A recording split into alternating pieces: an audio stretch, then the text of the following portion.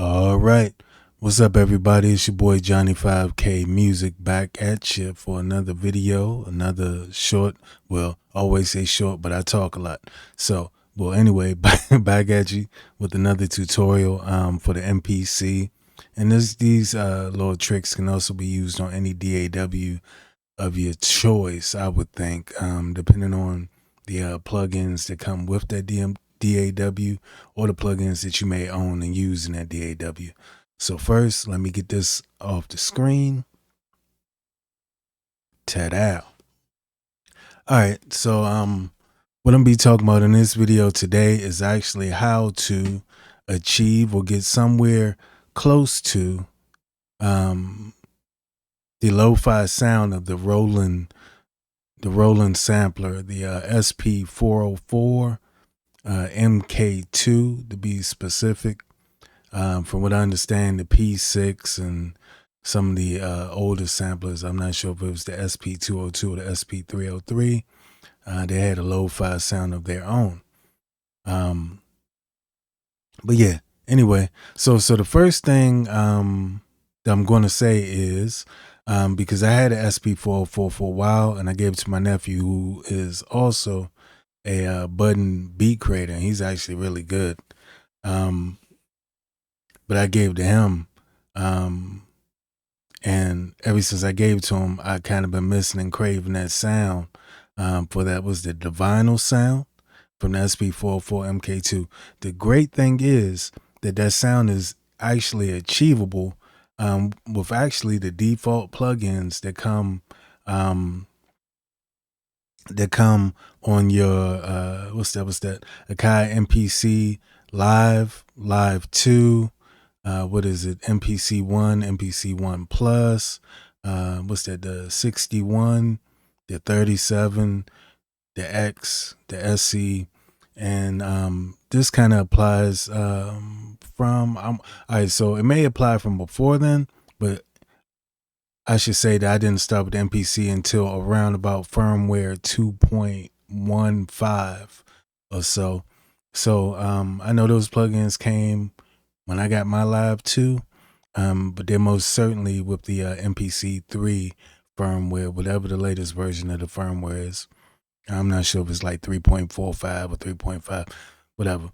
Those plugins come with the MPC. So, all right. So the first thing that is actually very important for your BoomBap drums when you're trying to get a certain sound or a certain crunch, and people don't always like to hear this or whatever like that, or sometimes people may take it a certain way.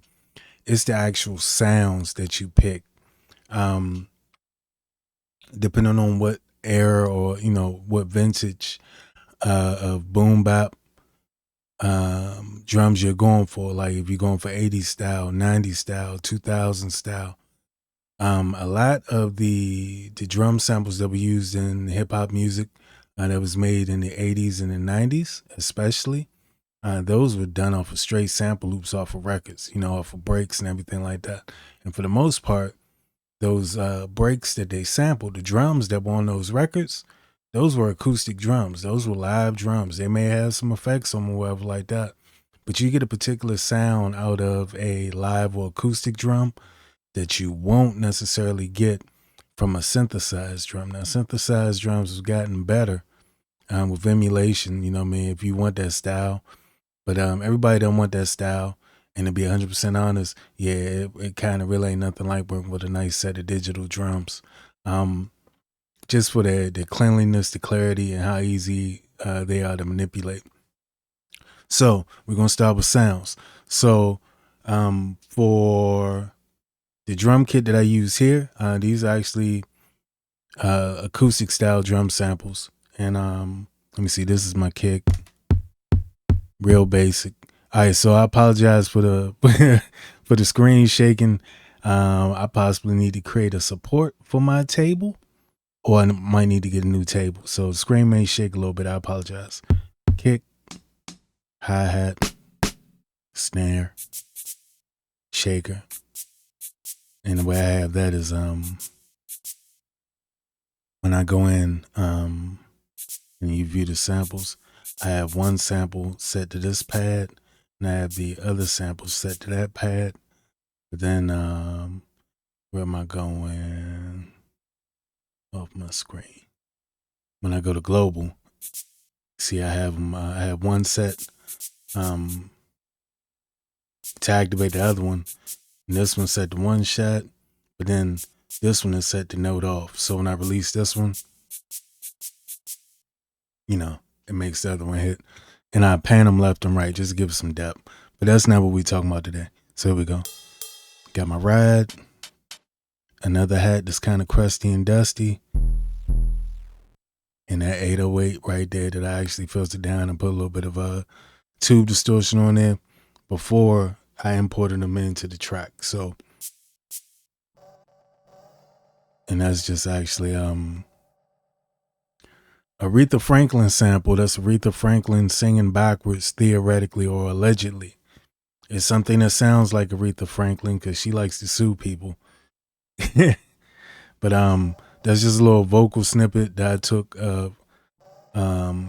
off one of the songs, and it's running backwards and pitched and all that stuff, and got some modulation on it, and what was that? Was that some pitch shifter and also some sample delay on it.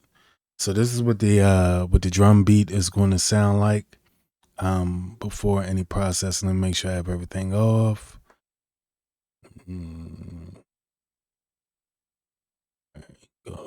Effects. Yep, got everything off there, everything off. Cool beans. All right, so this is how we're gonna rock it. So this is the basic beat with nothing on it.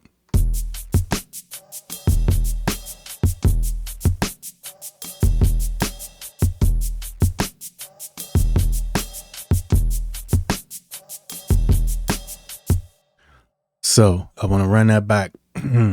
What I said earlier. Again, a lot of it goes back to your sound selection and the sound choice that you have. If you got a snare that ain't cracking, yeah, you could do a whole bunch of work and you could try to make it crack, but it's way easier to find a snare or to pre-process a snare before you start a project that's already cracking.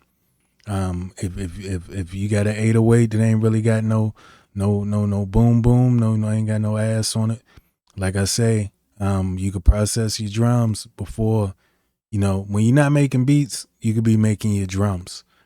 You know what I mean? So you process those drums and then you bring them into the package and you don't really have to do too much. You know what I mean? You could take it from there.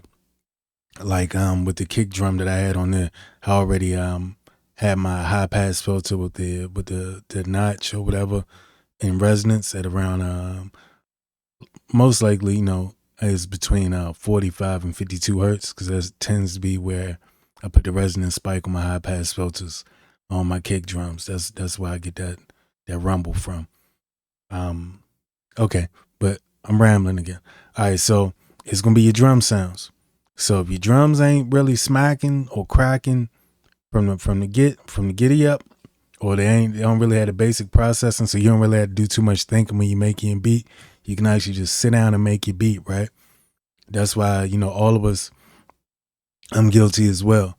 Running around, man, I got terabytes and terabytes of samples I done collected over the years, from the computer music magazines, future music magazines, little CDs. That's the only reason I used to spend like $18, $20 for the magazines. They would come with like sample CDs, and they would come with VST plugins and all that stuff. But yeah, so I've learned now that instead of me doing a lot of the later drums and all that type of stuff, because that takes time, and time, you don't really have a lot of time when you in the creative process, when you have a thought in your head and you just try and put it together. So try to go for the best sounds that you can find, right? But this is where we starting. So that was the basic beat. I'm gonna hit it one more time.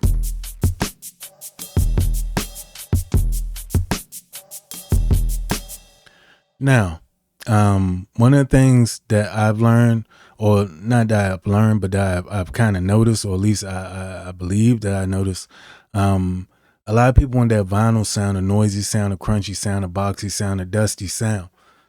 Where that boxy, dusty sound can come from, or what you can use to emulate it, you actually lower the sample rate of your drums. So like the drums that I have in this project here, I actually resampled all these drums. Some of them, I sampled them down to 12-bit. Some of them I sampled down to 10-bit. Some of them I went as far as 7 or 8-bit. And the reason being is because when that sample resolution, when you start to lose sample resolution, you actually start to gain, I'm not sure if it's called harmonic noise, but you start to gain noise. And that noise, that little hissing, that can actually emulate the sound of noise coming off a record, off a DJ spinning a turntable. And that's a quality that people may, that people like in vinyl records. They may not realize it, but that's where that sound comes from, that tone. Like, you get used to that noise. And a lot of this is simply about manipulating noise. That's what my lo-fi crunch process is. Filtering noise, create noise, EQing and filtering noise, compressing the hell out of the noise so that it breathes when the drums pump, and that's how you're going to get your lo-fi sound. And then at the end of that, basically, you just run another filter on it, or you may run some compression on it toward the end to pull it together, and then run another filter at the very end before you limit it. That's if you use a limiter. Okay? So here we go. So we got that. So I'm going to go in here into this channel. So you can see how I started to process my drums after I already have a drum loop. Now again, this is just a drum loop with one vocal sample that I just got hitting like whoop, whoop, whoop every once in a while. So let's see what we got here. So I actually started out with a channel strip.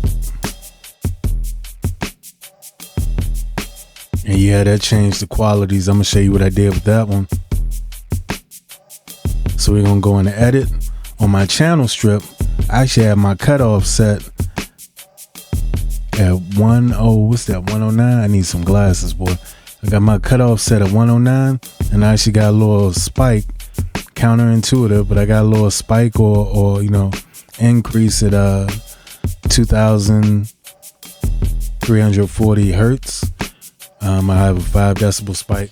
That's just to bring up that region, because I like that region because it actually puts a little bit of spike or a little bit of shine on your snare drums. It gives that little bit of extra crack. I do have a roll off of 4.1 decibels at 5.2 kilohertz. And if you look at my low shelf, I got that low shelf cut all the way up to 12. Now you don't want to necessarily snatch these numbers, because these numbers are very dependent on the type of sound that you're using, right? All right, so I'm tired of fighting over the beat. So you don't necessarily want to use these numbers that I'm using, because each application is going to require different settings. This just give you basically all I did was I went in, I didn't even slap no compression on these drums, I don't believe. I just went in and EQ'd them. Let me check my compression settings. Yeah, I didn't do anything on compression, not at that point. All right, so that's what we have. I don't want y'all to get tired of hearing the beat too. All right, so the next thing I'm gonna do, next thing I did after that was I actually took a resampler. Excuse me, I'm sorry. I put a resampler in my chain, and this is the difference it made.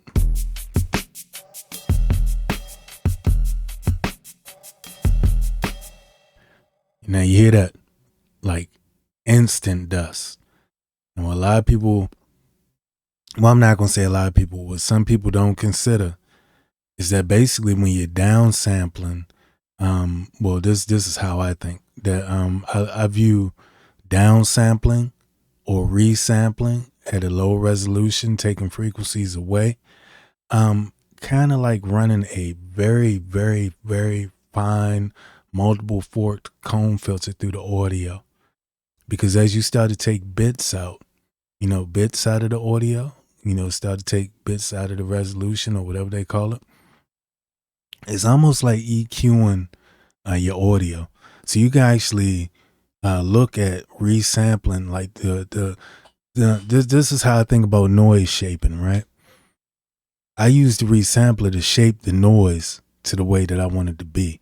So yeah, it kind of sort of gave it like automatically just gave it some dust. So look, I'm gonna take it off. And now I'm put the resampler back on.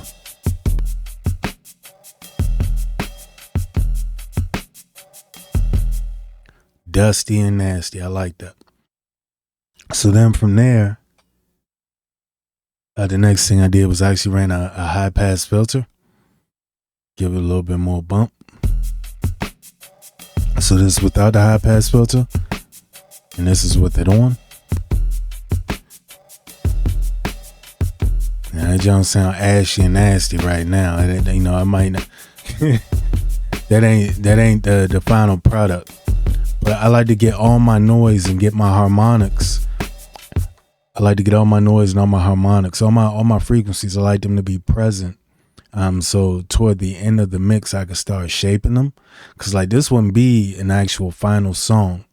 A lot of times I just do my drums and then I actually bounce them down. Like, what they call it? I mix them down, to a single track and I create my own loops. And you know, you'd be surprised some of the stuff you come up with. You come up with some real live, funky type sounding straight off a record drum loops. You know, you do your own loops. You know what I mean? But anyway, this is high pass filter again.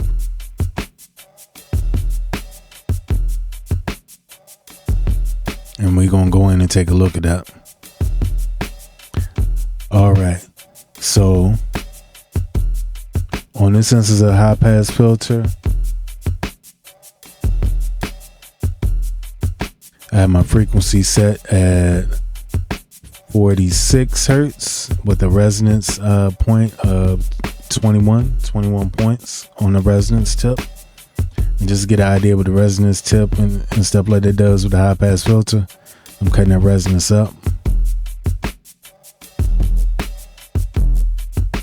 All right. Now I'm cutting it all the way down. Now I'm cutting my high pass filter all the way down. Cutting it all the way up. Okay. See that show you how much ass that kick got on it. Cause I got that high pass filter all the way up. Oh, that's the other thing. When you look at the meters, don't necessarily look at those meters. Now this doesn't go for every device or every instance. But for devices that have 32-bit float processing or 24-bit, a lot of times you could clip the mess out of them. Like you could have the meters going up in the red, yo.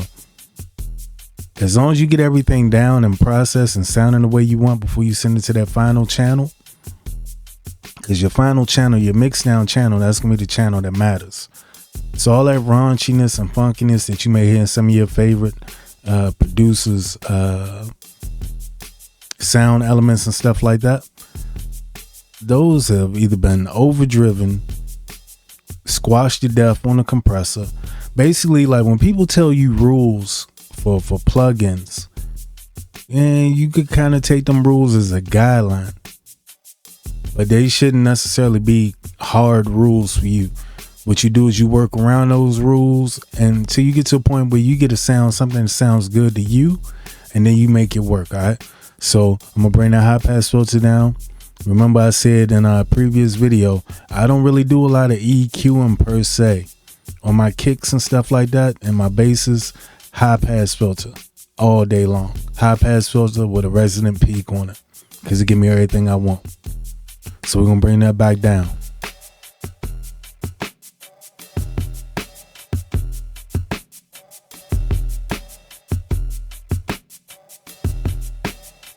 All right, so I got that at 45 hertz now. I'm gonna bring the resonance up. You hear the difference it's making.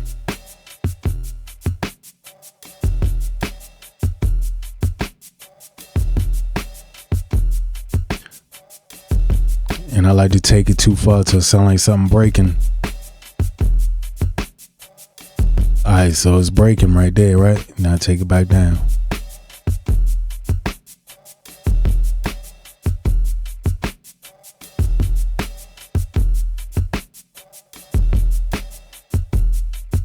right, so that's about 26. I think I had 31 before, but I think I had the frequency set a little bit different.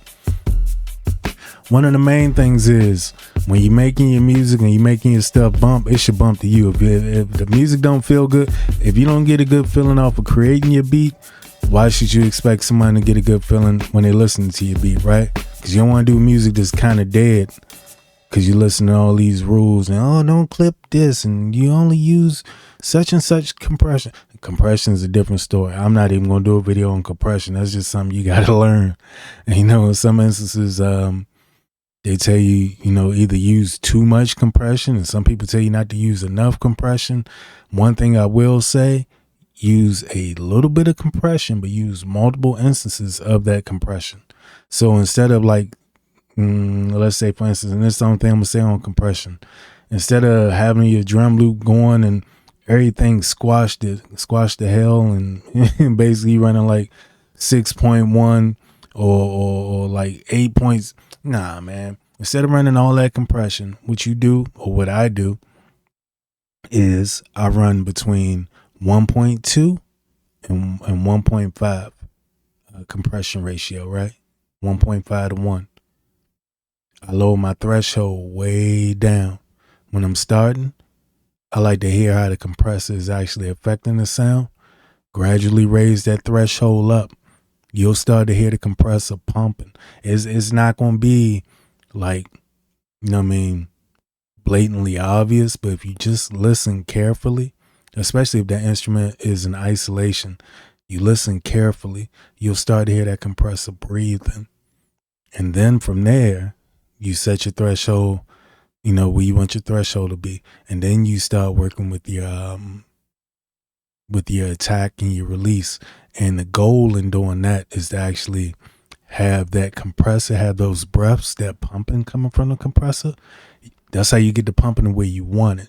And once you get all that pumping from all them instruments in a certain harmony, it'll actually make your whole track breathe, especially toward the end. Because when you put that the bus compressor, which everybody likes to hit, when you put that bus compressor, you put that final compression on, toward the end of your chain, it's gonna make that whole mix. It's gonna make the breathing cohesive, and that's kind of how you get your tracks groove. Aside from swing. Because it's not all about timing. Swing and groove have a lot to do with timing, the volume, the volume variations, and the breathing of the compressor. You know what I mean? All right, so I'm rambling. So here we go. Back to the lesson at hand. All right, so then the next thing I did from here, right? So had the drums, had my channel strip, had my resampler, have my high pass filter to add the bottom. That's for me. That's just like for this. That's the only reason I added the high pass filter. Most people don't need to add the high pass filter or add extra bass at this point in the mix. I do because that's the way I work. One thing that is important though is you definitely want to roll off on the bottom. So you want to do a low cut or high pass on whatever EQ you're using early in the mix.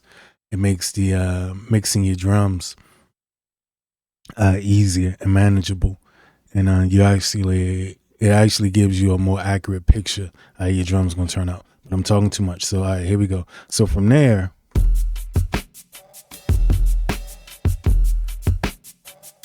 now sound nice and ashy and crusty and dusty. Now let's take that resample off. Not the same, right? And you can hear that resampler actually altered the phase a little bit, put more of the mids and stuff toward the middle. Listen, here we go. On, off, on. All right, so the next thing I do, again, I like to manipulate my noise. I look at everything like when I'm processing my drums and I'm going for lo-fi. For me, it's all about noise creation, and noise manipulation, noise shaping, right? So the next thing I did, and it's gonna sound kind of crazy, I wanted more noise. So I went to my return channel, and I got everything going to my return. I'm sending everything, all my drums, to my return channel, right? first thing that I put in on my return channel for my effects, I actually put a spring reverb. And that junk sound ugly, right? Keep in mind, we're not at the end point of the mix yet. You know, when I say end point of the mix, the end point of the mix by drum loop, right? But see, that reverb is giving me what I want. It's giving me additional noise to manipulate. It's giving me additional sound, so my mix don't sound as dry and repetitive. Now that snare sample by default already has some reverb on it, and that vocal sample, I put that reverb on that. But this is it with the reverb again. Sound ugly, right? So because it sounds ugly, and I recommend that, you know, that people do this on their return chains, or anytime you're using I guess, yeah, you could say anytime you're using a reverb or delay and isolation, or any type of effect like that in isolation that you're doing a send to, that you're getting a return from, the next thing you want to do is EQ it. See? That's it with the EQ on it. Still sounds y'all crappy, right? Well, not crappy, but not perfect. So what we're doing right now, we're shaping that noise. That's what lo-fi is all about. People like the noise. You know, they may not recognize it. All lo-fi is the noise. I mean, people talk about, oh, I like lo-fi, this, that, and the other. Man, y'all just don't realize how in the 80s and the 90s, you know, when people starting to get a little bit tired of the low quality sound coming off of vinyl. And it's not really that we were tired of it. It's just that we're presented with a newer, higher quality audio type in the form of a CD disc and everything like that. You know what I mean? When you get that straight digital, I believe it was a 16-bit, 44,100 hertz signal that was always steady, always constant, never changing. And that shit got boring now. People want that lo-fi sound, supposedly. So the next thing I did from here, after doing, you know, shaping my reverb a bit with that parametric EQ, I actually added a lo-fi plugin.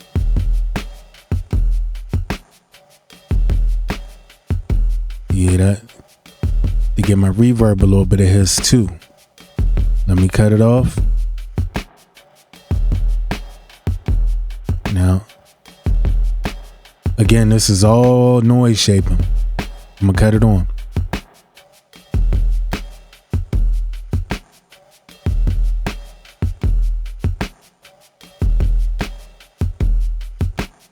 Now you hear it give the drums and it give the reverb a little bit more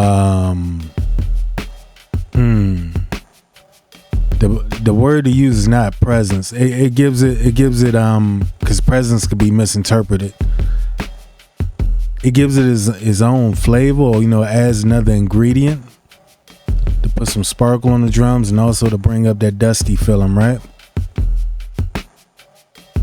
So now the next thing I like to do once I add my reverb, because remember, this is on the return channel, so you can always, if you wanted to, you can always either cut that off or bring the volume down all together, or, you know, you can blend it in. That's how I tend to do mine. So this is with it on.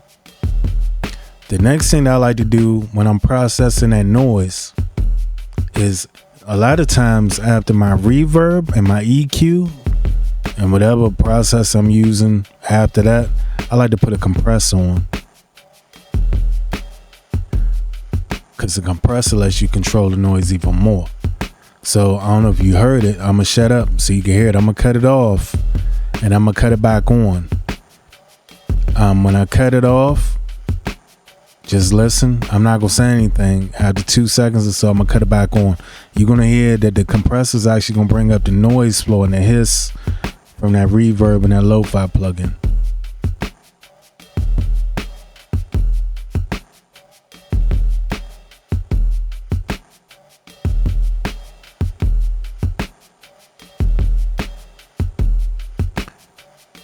Now, I'm going to cut that beat off. Now, when I cut that compression on, think about especially if you're a DJ or somebody who has experience dealing with crate digging, dealing with physical records, or dealing with old vinyl cassettes, but especially records. When I cut that compressor on and brought up that noise floor, think about it. What sound did it bring up? It sounded like when you first putting a record on the turntable, right? And it's spinning on that empty space, and you getting that hissing and you getting that crackling. There it is. Compression after your harmonic generator, or whatever you put on your signal to bring out the harmonics. Compression is going to amplify that harmonic, the lower harmonics, especially if you have a low threshold on your compressor. When I say low, I don't mean numerically low, like 2, 3, 2, 1. No, I'm talking about like in a negative sense. So a low threshold, let's say in this instance, now don't take this for a hard number, but just for an example, a low threshold would be something like negative 35 dB or negative 20 dB. The lower that threshold gets, the higher the noise floor comes, because the goal of the compressor is to bring the highest peaks of a signal and the lowest valleys of a signal, bring them closer together. So it's going to amplify the lowest sounding frequencies or lowest sounding elements, and it's actually going to not cut the head off unless you do limiting. Is actually going to reduce the highest peaks. So you can bring the stuff closer together. So I'm going to play it again without the compressor. Play it for a few seconds. Then when I do, put my little fat fingers in front of the camera like that, that's when I'm going to cut it off. And just listen to the difference. Well, I'm starting with it off, and then I'm going to cut it on, okay? Here we go.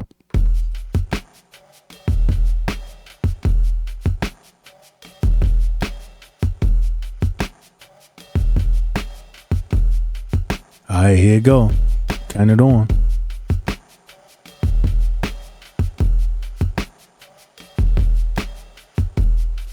Man, tell me that don't sound like a crappy needle on the turntable dragging on the funkiest, dustiest record you ever done heard. All right, so then from there, right? So like I said, you had an option, especially like for your return or your sends, whatever like that. You can always blend those in. So like right now, I have. What do I have that set to? Yeah, I have that send or that return pull down to negative 2.35. I'm gonna pull it all the way down. I'm gonna start playing the beat again. I'm gonna creep it up. So you hear how it sounds when you blend it in, right? So you know what it sounds like with it, like basically full Monty except for 2 decibels. Just gave it some element, or add a different element, right? So we're gonna pull that down. All right, so we got that down. I'm gonna creep it in. See, that jump sound dry, like your ears probably got used to hearing that noise now, right? And now without the noise, it just sounds butt naked. So I'm gonna creep that up.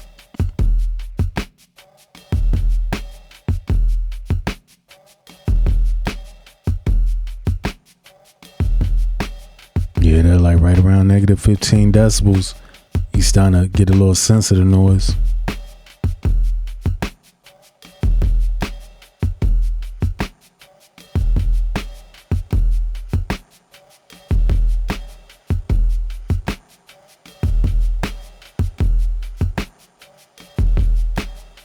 I kind of like it right there. But we're going to take it up a little bit more. That's negative 4.7 decibels on that return.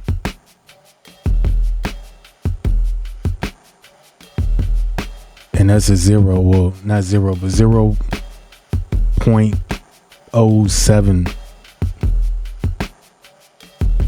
Too much, right?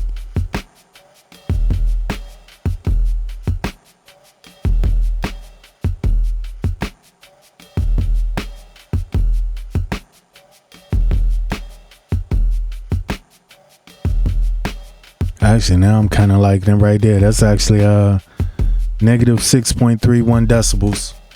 You know what I mean? It's allowing us to hear the tail on that reverb from the snare and the hats and everything.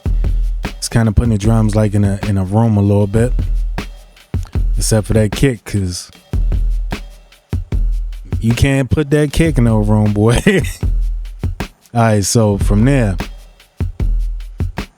we are going to go to my output channel. Now, look at my output channel. Hold on. Yeah, I guess that's as good as it's going to get. You see that joker clipping, right? Clipping by 6.15 decibels. But part of that clipping, that's actually kind of sort of why we like to sound.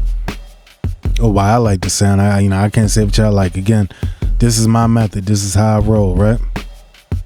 So we're going to go into that channel in the effects, right? So with everything clipping, the first effect that I put in on my output chain when I'm doing my drums, Lo-Fi. In this instance, I put Lo-Fi. Each situation will require different things, but check out those default plugins that come with the MPC from Akai Pro, because they like that. They just, they're not as simple or easily explainable as the air plugins, because the air plugins tend to bundle multiple type things in a single plugin. Make things a little bit easier, definitely more efficient. But here we go with the Lo-Fi.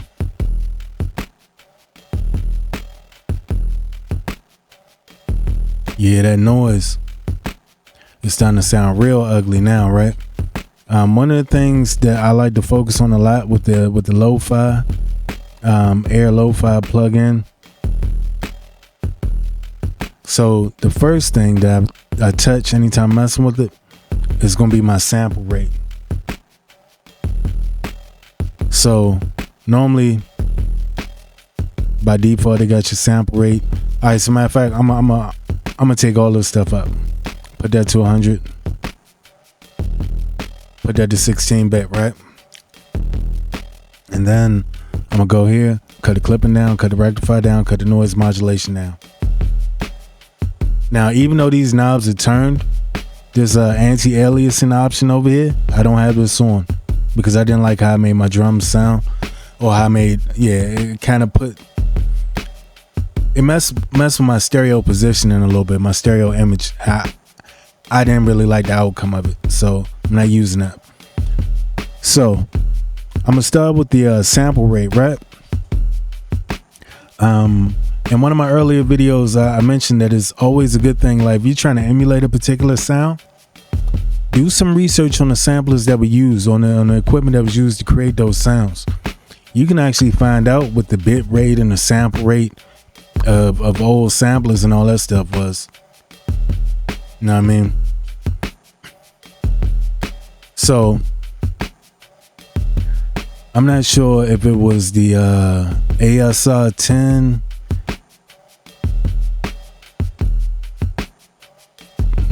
I'm trying to think. All right, well, I'm not trying to give a history lesson. I like to start with my sample rate when I'm doing Lo-Fi BoomBap. I like to get my sample rate down around 20 kilohertz starting out, because that's going to take down the sample rate enough and bring up some noise. We can actually start to hear some hissing and some particular artifacts, okay? So listen carefully.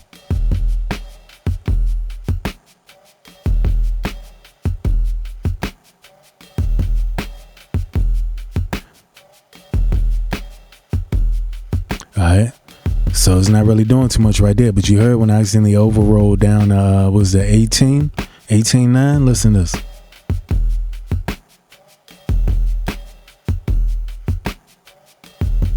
Yeah, that buzzing, that noise just adds interest, you know what I mean? You get that noise where it sounds good to you, because this is about shaping noise. This is all this is. I want it dirtier than that though, right? So before I touch my sample rate anymore, I'm actually going to lower my bit rate. Because when you lower the bit rate, it actually brings up noise as well, because it's not processing as much sound. So check this out. I'm going to take it all the way down to 4, right? Yeah, that noise. All them nasty artifacts and stuff like that, those are called artifacts, not harmonics. If I accidentally call those harmonics, please forgive me. So then I'm going to take it back up. I want some of that noise, but not all that noise. So 4-1 it. In some cases, for some people, 12 might be it. I tend to go from 16 to 11 or 10. Excuse me. So here we go. Go down to 11.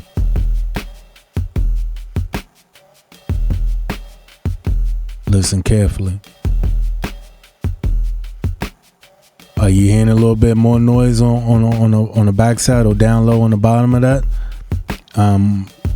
That's in addition to the vinyl needle dragging effect we got from doing the Lofi processing on the reverb and compressing it.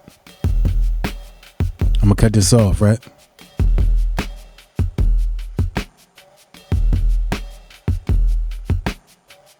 Now I'm sure you get the difference. I'm gonna cut it back on, right?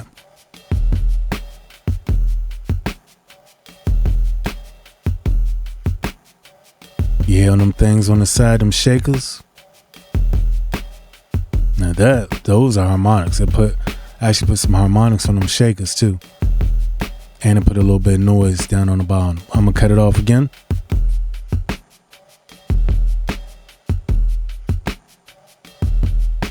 Back on.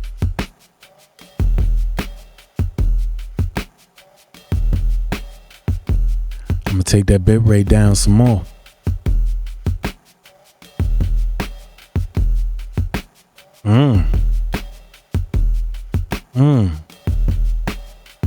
Hold up. Run it back up to 11. Listen to what it's going to do to these shakers. I'm going to shut up. You can see on the screen. So right now we're at 11.1. Watch what happens when I get down to like around 9. Watch what it do to them shakers.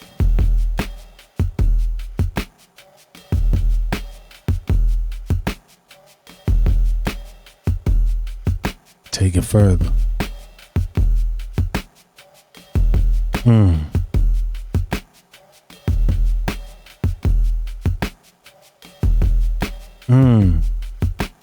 All the dust, all the crackles, all the dust and crackles you can want, right? So now I got that where I want it. I'm gonna mess with this here sample rate just a little bit more. I'm gonna take it over the top, okay? So we're at 18.9 right now. I think I'm gonna take it down to 14. A lot of times I operate in the range of 7 kilohertz to 14 kilohertz, but I always start with 20.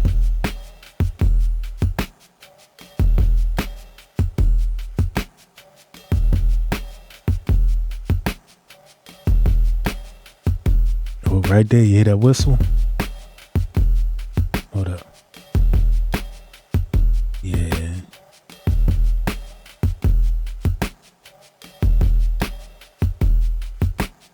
Damn, hold on, I gotta hold the shift button.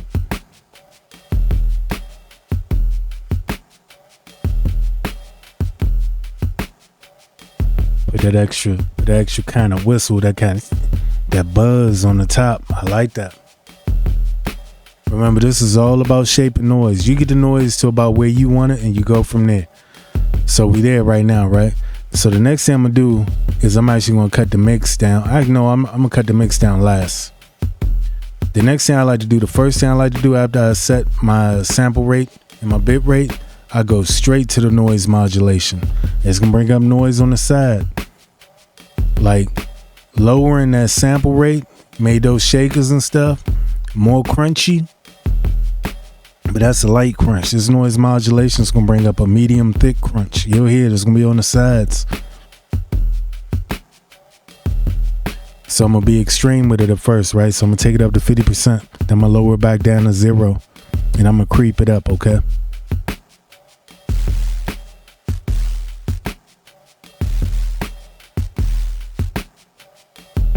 That don't sound trifling. But everything in moderation sounds good. So here we go. I'm gonna creep it up.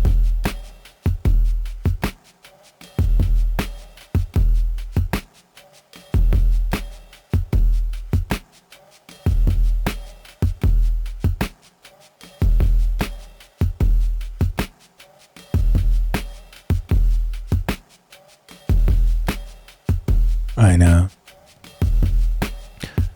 Back in the day, we was working with like vinyl or whatever like that, and this is going on a mixtape. That right there will be everything, because you know when you put it on vinyl, you lose a little bit of that edge off the top. So I actually kind of like that. But since we in the digital realm, we're gonna back that down.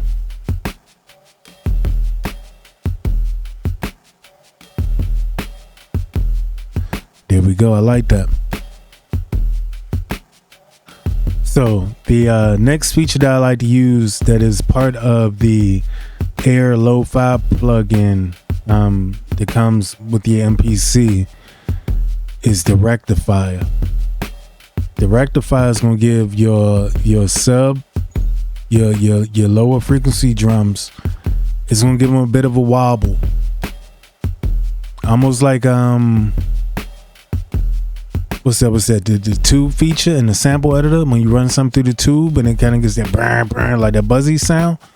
Yeah, the rectifier is gonna do that, but it's gonna do it in a different way. It's all about modulating noise. So you find the noise that you like and then you tweak it. Okay, so I'm just gonna keep saying that. I'm sorry. But here we go. We're gonna cut that rectifier up. We're gonna start with that at 50%. All right, I'm gonna roll it down.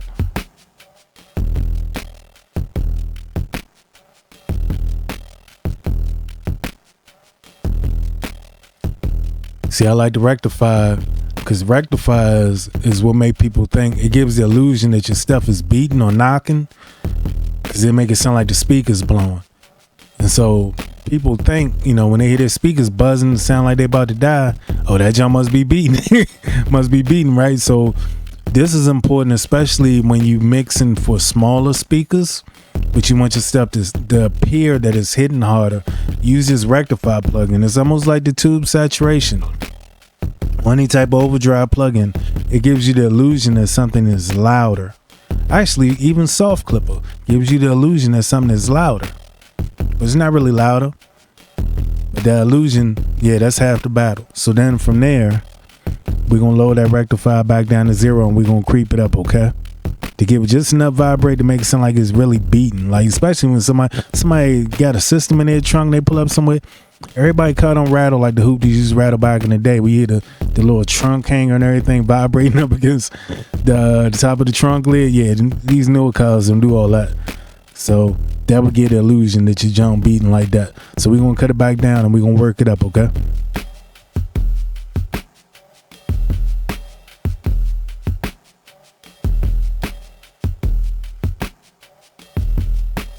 It begins.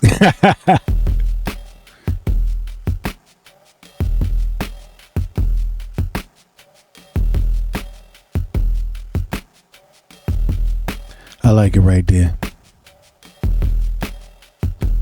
I'm gonna push it a little bit more, a little bit further, because that's just what I like to do. Push it too far and bring it down.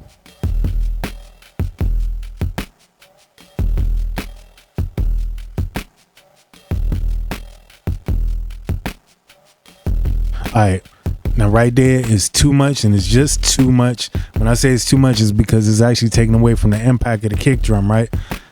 Or the 808. So look, that's where I'm gonna stop, right? And it don't make no sense just yet. But then remember, you have this magical mix knob right here, in the same way that we did the reverb. We know when we were emulating the turntable needle drag on a Dusty record. We're gonna use that same concept with our lo-fi. So we're gonna cut this all the way down.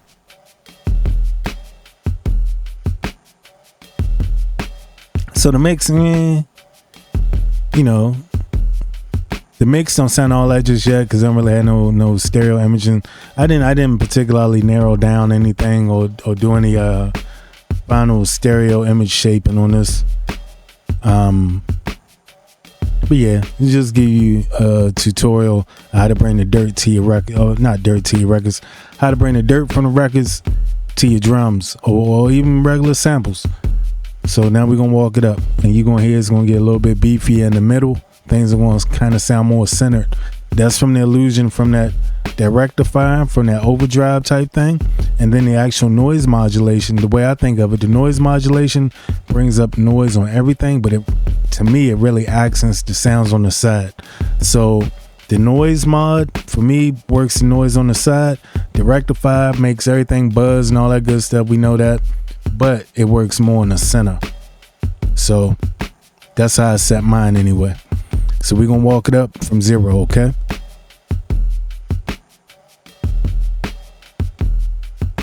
Now, you're probably not going to get nothing until you get to about 40.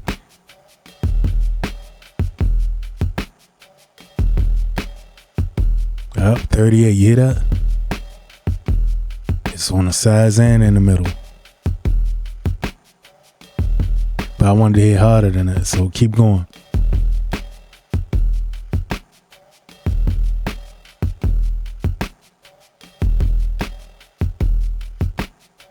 Now 50, it's pretty decent. Still need some more in the middle. It actually sounded better at 35 than it did 50 to me because I had more middle.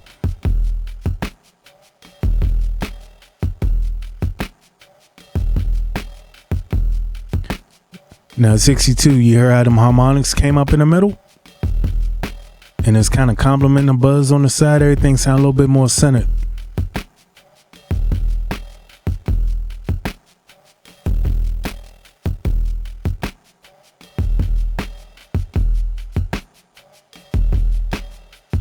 Again,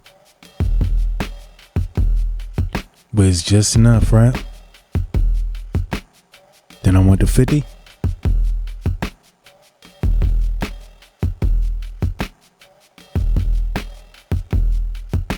Sound like it's a little bit more on the sides to me. It could be my headphones. Now I'm gonna take it up to 62.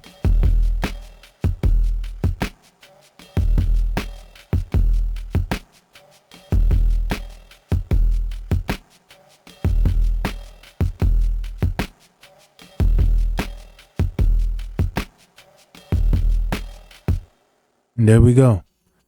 That's that. Now of course if you were bouncing these drums out, actually that wasn't it. That wasn't it. All right. Yeah, so that was it for the lo-fi. So let me see. The next plugin that I have on here is going to be a bus compressor. I'm gonna cut that off because I didn't really like how that was affecting. I'll let you hear how it sounds, but I didn't work it right because it sounded ugly.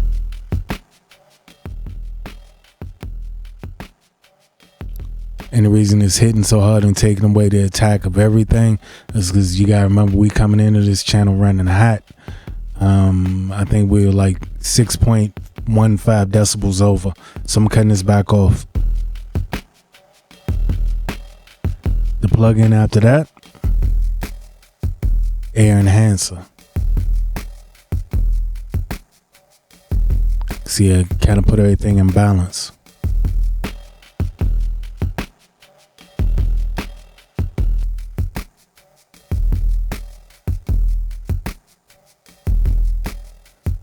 Those are my settings for the enhancer. I didn't do the phase inversion because I didn't like, again, how I made my stuff sound. I'll let you hear it though.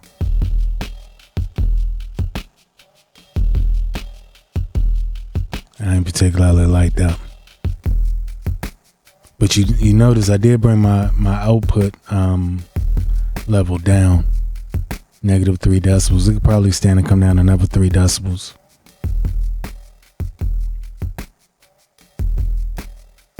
Let me see what level we at right now in output. Here we go. So now, yeah, we peaking at -1 decibel. We ain't lost too much, you know, because remember, this isn't a master. This is just creating a loop to integrate into your program or whatever like that. So of course after this, you know, once you bounce it down, you probably do some more EQing or whatever you do to it to make it fit your mix. And then the final plugin I put was a low pass filter. So we're gonna cut that on.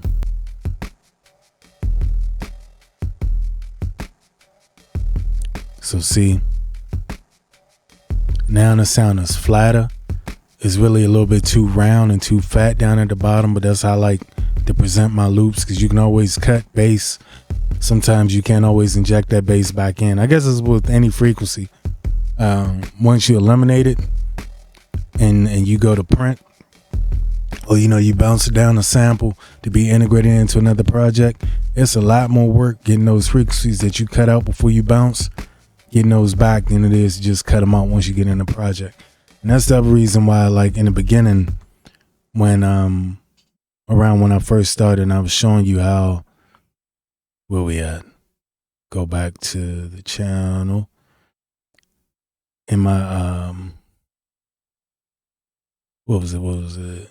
Yeah, when I had this high pass filter and I said it was adding too much, but I'd rather have a little bit too much down there than not enough. That's the reason why I added that high pass filter down there. Because remember, them drums always, they started out having that booty. So they didn't need no more booty to them. I added that high pass just to add some more harmonics to the,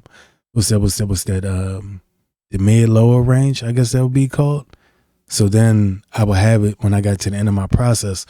Because anytime you're doing sample reduction or you're reducing the bit rate, you're reducing the signal, yeah, you're going to lose frequencies and everything like that. So sometimes, in my opinion, and I may be wrong, everybody has their own way, their own method. But in my opinion, it's better to have too much when I'm hitting that, when I'm getting to the output channel, because then I can shape it the way I want and I have just the right amount, than to not have enough and then be trying to pump it up with all these positive phase changing bumps and EQ and all that type stuff. So, but that's just me. But, here we go. I'm going to let it ride.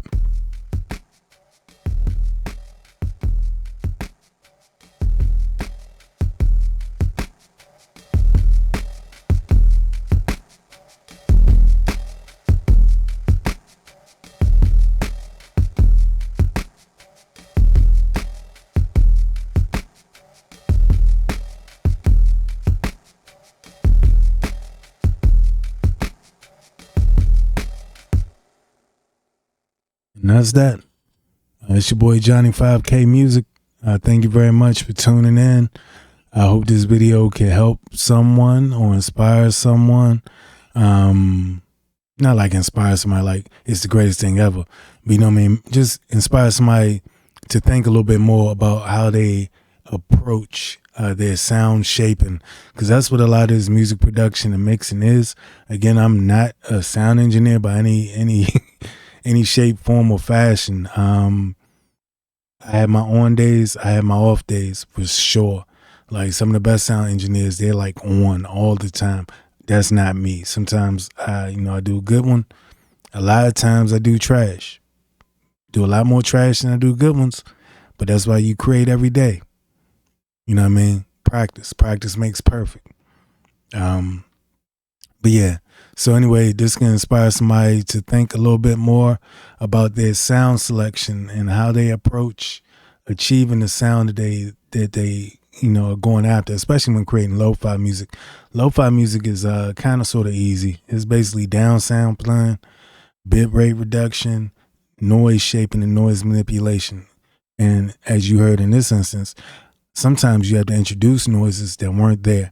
Remember how I added the the spring reverb, followed by the lo-fi plugin and put some harmonics and artifacts on that reverb. That was following the EQ. Then I had the lo-fi to put the harmonics and artifacts on the EQ, and then from there, and this is key, anytime you run a harmonics or something like that for lo-fi, and you want to bring it up or you want to have the ability to shape in the mold that lo-fi hiss or noise, whatever it is, noise signal that you're going for, slap that compress on it. Put a slightly low threshold on it. Start that threshold at like -15 to -20 to start. You'll find that you probably getting down to around 35 or -40 decibels. Because you got to remember the signal, if you're running it on a send, or you run it on a return bus, it doesn't have to be blasting all the time. You could adjust that level, separate the level from your actual sounds that are feeding it, so you can kind of blend it in. It's almost like a parallel compression. Well, one type of parallel compression. You compress the stuff and then you bring it up to mix it in. You feed it in. You can do the same thing with your noise. It's all about noise shaping. But anyway, again, it's your boy Johnny 5K Music back at you. Anybody have any questions or anything like that, feel free to hit me in the comments or something like that. Hit me up, just ask. I'm an open book. I don't know everything. I do things my way. More than one way to skin a cat. More than one way to do a lot of things. So these things that I'm not gonna say exposed because that sounds chestery. These things that I showed today, there's just one way. You know what I mean? Everybody comes up with their own way. It took me like over 10, 12 years to come up with my own way. You know what I mean? But, you know, you start, you try everything. See what works for you, see what sounds good. Anyway, once again, I'm out. I'm talking too much. Johnny 5K Music. Y'all have a good one. Peace.